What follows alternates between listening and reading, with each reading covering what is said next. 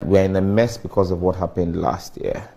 We're in a mess because the minority raised cogent issues with policy initiatives. I mean, it's the most unintelligent excuse I have heard from any government. Not even a North Korean government gives this excuse. Is it unintelligent? Yes, very unintelligent. For you to suggest that a tax measure which you didn't think through, which the minority pointed out to you, will be a catastrophic failure like the e-levy, is the reason why we are where we are. You projected we were going to make 6 billion, and we told you it was wishful thinking. It was very unintelligent to make such projections. We've been vindicated. You're not even making 9% of your revenue targets. Not even 9%. Even when you are breaking what you claim you have passed. And Kwesi, I'm sure you've heard the complaints, and I'm sure you may have experienced it. I haven't done a mobile money transaction since April of this year. Since April? Yes, I haven't done a mobile money transaction. But because I won't pay e-levy. I can't see myself funding the unconscionable excesses of this government. But for those who may be doing it, and I'm sure you've heard the complaints, that even transactions less than 100 Ghana cedis are being taxed, the e-levy, which is in contravention of what they claim they themselves passed in Parliament. And so, how you can blame the NDC for your poor policy thinking, planning, and implementation? The NPP blames everybody but themselves. It just leaves me wondering what kind of people we have in government.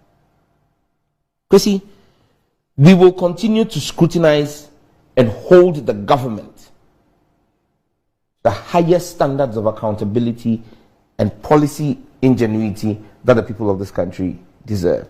You can't ask us to come and say yeah to every policy initiative you bring, even when it doesn't make sense. And so our job is not there to rubber stamp. Our job is to hold you to strict performance and hold you to the highest standards that I expect of people who hold public office. So don't expect us to just come and approve anything you come and throw there. And Kwesi, like you said, we've all heard the information that VAT is likely going to be increased by another 2% or 2.5%. And that's going to take VAT in excess of 20%. Mm-hmm. You know, it's going to be one of the highest VAT levels in the world. And you want to ask yourself, for what? All the noise that Bawumia made with digitization and expanding the tax net. You're not expanding the tax net, you're rather saddling the few who pay taxes with more taxes. I don't see how this is the work of the men, you know.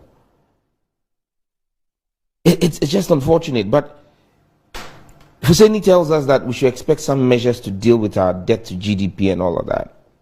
Our debt to GDP crisis is as a result of, I keep repeating, your bosses. I said revenue to GDP. Revenue to GDP. Yeah. Well, where we are now, we are not measured to our peers in the sub-region are doing much better than we are doing. So, well, again, that's an indictment on the vice president. That's an indictment on Ken Ofori-Atta, on Bawumia. Bawumia said to us that he was building the framework and the mechanism for us to be able to tax and do more with digitization and reach more people, expand the tax bracket. As head of the economic management team, he's gone silent on those achievements. Right now, he's rather auditioning for the Black Stars instead of being able to give us solutions to our economic quagmire that we find ourselves. I mean, you need to ask yourself, well, you say e-levy is going to be mentioned. If e-levy is going to be mentioned, the only thing that you should be doing is a cancellation of the e-levy. Because apart from a cancellation of the e-levy, nothing else makes sense. It's an inhibitive tax measure, a tax handle, that cannot be explained. Social protection measures like school feeding, you've stated, are going to be mentioned.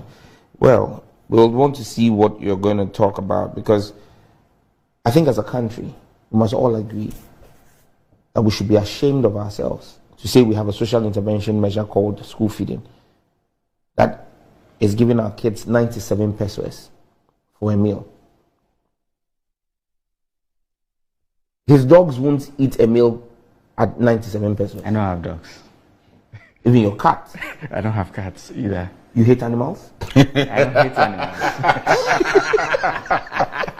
I don't have to have a dog and a cat. Possibly, he possibly hate animals. But the point I'm making is, even the local dogs, not the foreign ones, the local breed dogs, if you have them, 97 pesos can't feed them a day. That's what we claim we're doing for our kids. And even that, we're in default for months. And so, unless we're, as a country, coming to a place where we say we're really going to give our kids a nutritious meal and properly price it. Because, Chief, 97 pesos. Today's economy. That's what? That's 6 cents. 6 cents. My goodness. We claim we're feeding our kids with 6 cents a day. 6 cents. It's not up to a quarter. Not even up to a dime. And we want to call that proudly come and quote Bible scriptures and wear white and come and quote Bible scriptures and tell us you're doing social intervention. Must be ashamed of ourselves. You talk about policies to boost local production. Now, look, when this government makes a promise or makes a pledge, it's like ABA Husseini says, you have to look up when Bawumia and this government greet you good morning. You need to look up to see whether the sun is up there or is the moon. Because they're untruthful. Today you're talking about policies that will address local production of things. Before you came into office, the Mahama administration had introduced a quota system, 60-40, for the importation of poultry. What did you do about that at the Ministry of Agric? You scrapped it. You failed to implement it and allowed us to go back to the wholesome importation of poultry products. So today you're telling us that you're going to bring in policies to boost local production. When those policies that you came to meet with, what did you do? You scrapped them. You've deepened the mess and created a bigger problem. You say people need to know that we need to pay more taxes for government to be able to provide the services that we want. Yes, we admit. We know that the government has to find that money. But that money doesn't have to come from more taxes on the people. It has to come from frugality on the part of the government.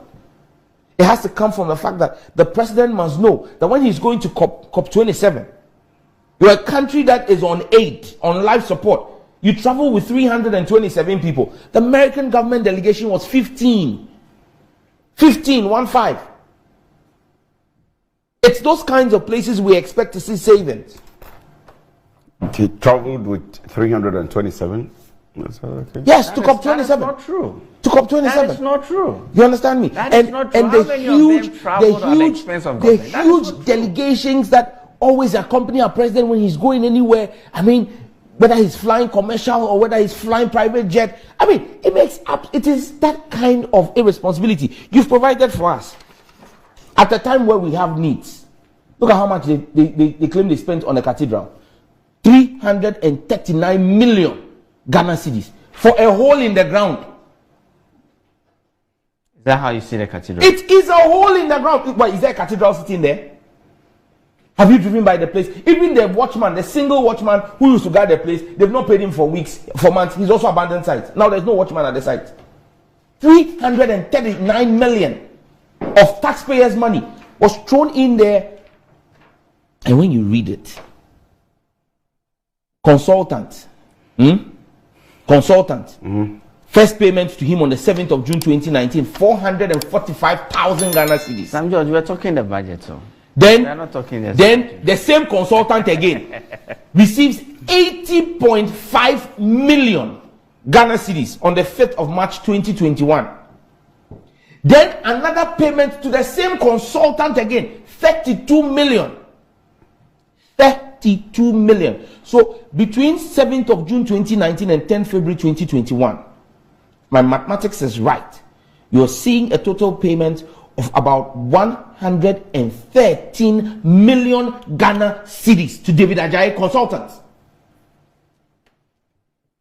That is prudent expenditure. Do you know how much 113 million, how many kilometers of road that will fix? Do you know how many school buildings that will build in Ingo Pram? Do you know how many boreholes that would drill for people who have water needs in our country? For a friend, family and friend of the government, of the president and his cronies. What do? They cough out 113 million. At the time they claimed we didn't have money and we were struggling to raise revenue from e-levy. You pay 130 million to a consultant for that hole in the ground. And you say that you're using the name of God to literally steal from the taxpayers' money. And then you wake up and say you're coming to impose more taxes on us. You're imposing more taxes on us for what? See, the people will pay taxes when they see their taxes being used judiciously and prudently. We talk about the UK, we talk about the US. They pay huge taxes. Look, if you're a migrant worker at times, you even pay almost 50% of your wages. But it's because you see what your taxes are used for. But if I pay taxes, you see, the average Ghanaian worker would need 10 lifetimes, in fact, 100 lifetimes, for his salary to be 113 million Ghana cedis. If he works 25 years in the public service, he will need to live 100 times to make 113 million Ghana cedis. But a friend of the government, of people in government, was 113 million was doled out to him. Who pays a consultant who just dug a hole in the ground 113 million Ghana cedis? So it is these things that make it difficult for us to support you imposing more taxes, because we realize that the more taxes we pay, the more looting and stealing we see in government. And because you raise very critical points. Four prices, forex performance, inflation and purchasing power, and employment. They are all linked. Look, President Akufo-Addo addressed us. Famous Kampedede address. Yeah? And he said it is the speculation. Because who is the biggest speculator in Ghana? The government of Ghana. Ask yourself, today, who is supposed to provide forex for trading in Ghana? Is it not the central bank? Is the central bank not the government of Ghana? Go to the petroleum MPA. The MPA is the one that sets the benchmark for forex pricing that is used in the calculation over a 90-day period for BDCs. Am I lying? Is it not the MPA that sets the rate? As we speak today, what is the rate that the BDCs are being given by the MPA, which is government? They are giving them 18.5 for the dollar. So who is speculating? If you are telling the BDCs that in 90 days to get the dollar, they will need to pay 18.5, you are driving speculation. You see, if the government of Ghana could assure the BDCs of forex at even interbank rates, which will be 13 Ghana cedis, do you know what's going to happen? It means your fuel price is going to drop by almost 33%. Automatically. Why? Because the FX is a major component of the pricing formula. And so when you have a government that is driving speculation for one of the major consumables, petrol, refined product, you go to your ports, duties are priced in dollars. And you'll be landing. Exactly.